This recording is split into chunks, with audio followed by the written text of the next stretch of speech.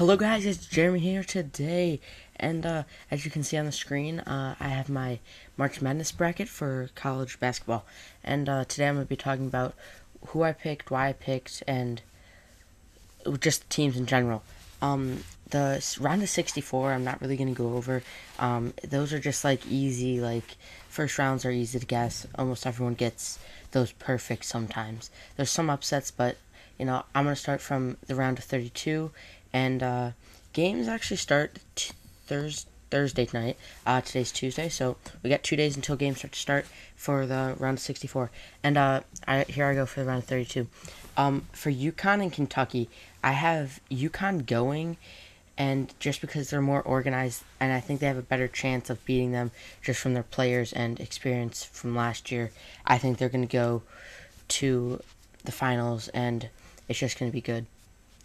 For VCU and Indiana, I have VCU for an upset just because their team, I've been following them all year basically, and they're really good. They have a great team. When they want to play, they can play. Colorado and Baylor, I don't know too much about Colorado, but I know Baylor's going to show up and do some work. For Xavier and Duke I've been following all year, same thing. They are a really good team. I really think they're going to make it to the Elite Eight, and so on. Michigan State and Memphis. I have Memphis going. I haven't really been following them, but I went into some research into this bracket, and I just thought they were a better team overall. And Michigan State is good, but I really think there's going to be an upset there.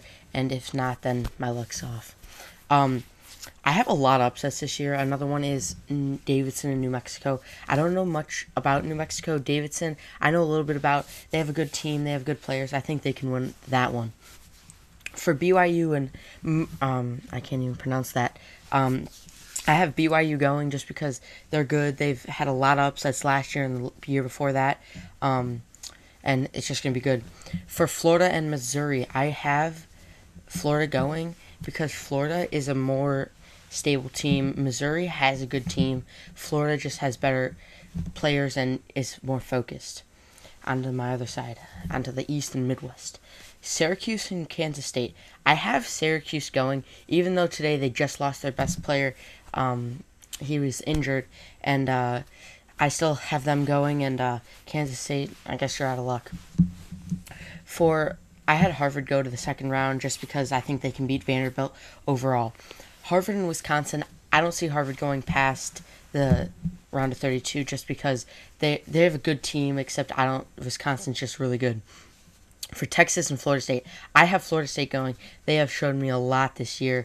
They have a really good team, very stable, and I really think they can do some work. For Gonzaga and Ohio State, I have Ohio State going.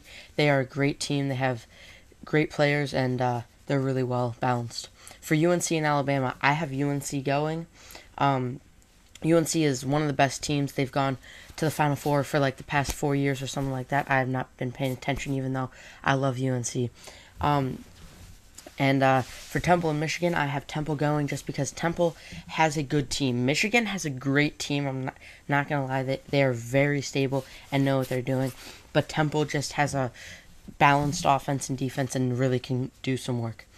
For North Carolina State and Georgetown, I have North Carolina State just going because they're more stable. They have better defense and offense, and they're better in transition than Georgetown.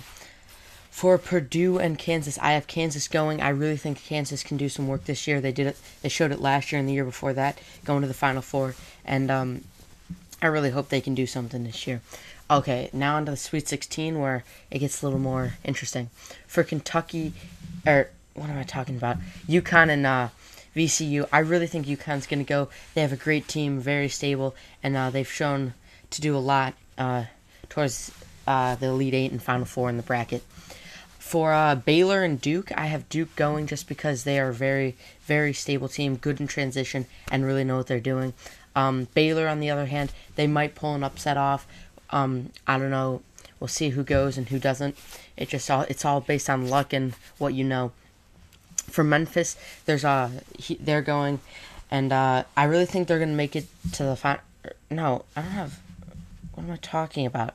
I have Memphis and BYU in the Elite Eight, and I really think that BYU is gonna overrun both of them or overrun Memphis and do a lot more than they have shown maybe during the season. On to yeah. So for Syracuse and Wisconsin, I have Syracuse going on. As I said before, they're very steady. They lost their best player, but I still think they can do something and do some work. For Florida State and Ohio State, I have Ohio State going just because they're very balanced. Like I said before, Jared Sullinger has really proven himself. All the players on their team have really proved themselves. For UNC, I have them going just because they're very stable. I don't think Temple really stands a chance, even though they are a good team. For North Carolina State and Kansas, I see Kansas going. They're really good. They're very good in transition, and I just see them going and doing some really good work. Okay, for UConn and Duke, this is where it comes down to who's better and who can work better in transition and offense and defense. This really comes down to just a game where you're just going to have to go all out and you can't let any mistakes go up. For Memphis and BYU, there's a little more on this line, but I think it's going to prevail. What am I missing? Okay, for Syracuse and Ohio State, I have Ohio State going just because Syracuse, I don't think, even they lost their best player, and I think they can get to the Elite Eight, but I do not think they can beat Ohio State going to the Final Four. That's just my opinion. You may have other opinions. For UNC and Kansas, I have UNC going on just because they're more stable, and I think Kansas made it this far, but I don't think they can make it any farther in the bracket. UNC, I have them losing though to Ohio State in the Final Four. I just have this feeling just because Ohio State's really balanced, but UNC's really balanced. It's happened before. UNC beat Ohio State, and I don't know. I just really think Ohio State's gonna work for it all this year.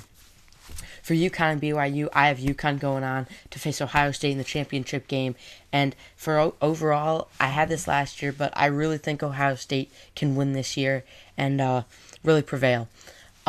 What I have for the winning and losing score is Ohio State 69, UConn 52. I don't know. Those are just guesses that I happen to put in my keyboard. So we're going to see what happens and what goes on in this wonderful tournament they call March Madness. Thanks for listening, guys.